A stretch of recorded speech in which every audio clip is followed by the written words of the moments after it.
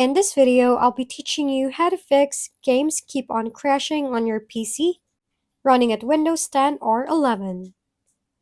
Let's start by launching the command prompt on your computer. Click the search bar icon and type cmd. Click on the Run as Administrator. Click Yes on the pop-up window. Now in here, type this command, then click Enter. Wait for it to finish scanning the system, and if there's a problem or errors, it will automatically fix it.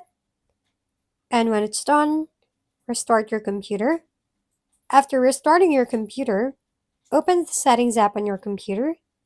In the Settings app, click System. Navigate to the Power options and open it.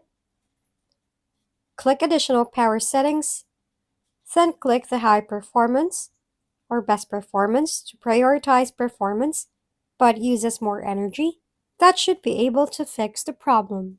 Thank you for watching. We hope this video helped you figure things out. If we've been helpful, kindly give us a thumbs up and don't forget to hit the subscribe and bell button for more contents. For any questions and suggestions, comment down below.